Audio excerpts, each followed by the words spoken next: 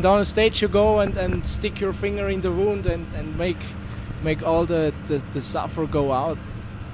Well, I don't know if it all goes away, but you stir the pot a little bit, and that's what you're concentrating on at the time. Then you stop and you have to go and do something else. You couldn't do that the whole time or you'd be dead.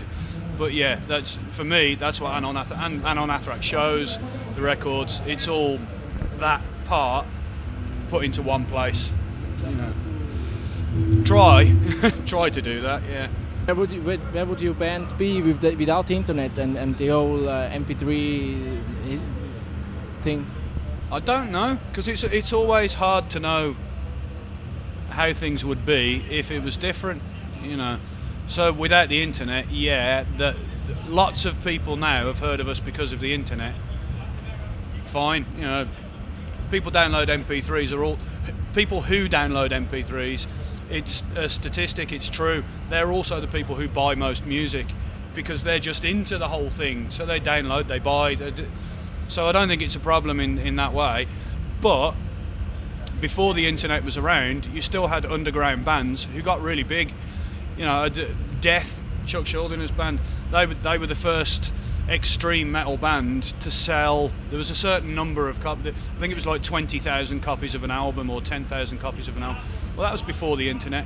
So things still happened before the internet.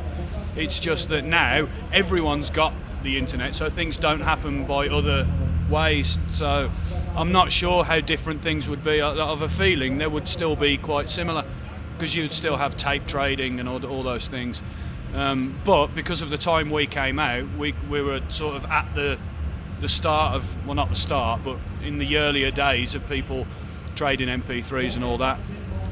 I probably wouldn't be sitting here if they hadn't. They might have done something else, but the fact is that is what they did, so fine. The internet's a good thing, I think. Can you make a living with your musical projects and this band? No, I don't. No.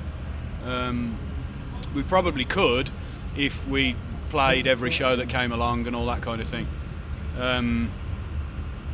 So because we don't do that, no, I don't. And there's not as much money in record sales now as there used to be. So you have to be in a band who sells, to make enough money to live on from record sales. You have to be in a band that sells 100, 200,000 copies of an album, because people don't sell that many copies anymore. But we could tour enough, probably, if we tried to make a living from it. But then everything else changes, I always thought it was strange when some bands go commercial, and then I realised they're professional bands who do that. Why do they go commercial? Because they need a house for their wife and kids. So you have to change what you're doing. You have to compromise on what you're doing in some ways, I think. So I'd rather not. I'd rather always have something else I could do, and then music's more pure like that. I mean, that's probably very unfair to a lot of big bands who live off it. They would probably give you a different answer. But from my perspective, it seems that way. Doing it this way, we never have to do anything for anyone else, ever. It's just more like a hobby? No.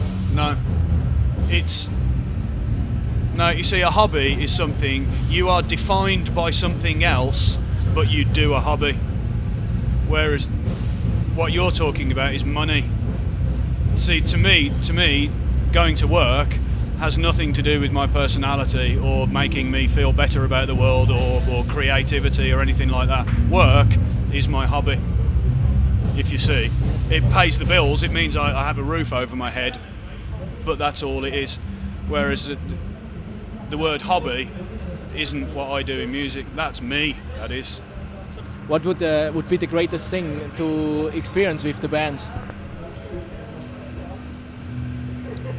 I have no idea. I would imagine the answer you expect is, I don't know, we'd play with Metallica or something like that. No, to me it's not about achievements, it's about a process. It's about expression. So to be able to do something that I could look back on and say, that genuinely expressed everything I wanted it to do, that would be an achievement to me. And in that sense, simply carrying on doing it is as much as I would bother to hope for. Because I don't really care about playing in front of 500,000 people. I'd do it, and I'm sure it would be great fun, but it's not something that I'd wake up in the morning wanting to do. It's more about getting what's in here out, and possibly, maybe, hopefully tonight, having some people standing in front of you who can feel the same thing. I don't want adulation, I want expression.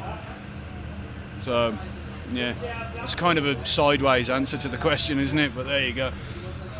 Hello people out there on the internet. I have no idea who you are, and you probably know very little about me, but I hope before you die you find some fulfillment in something.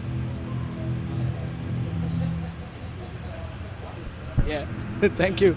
Some last words? Nope. Okay. Thank you. All right.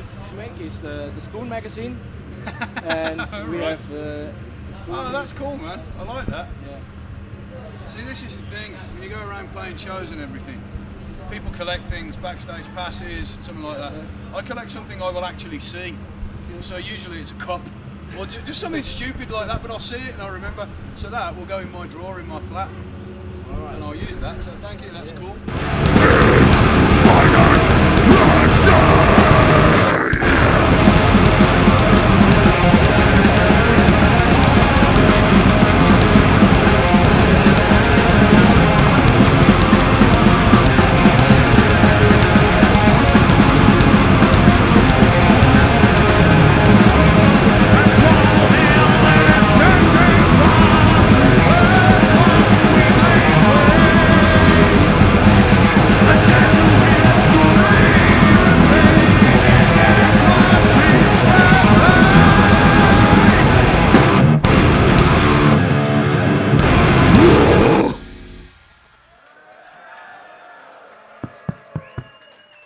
Cheers.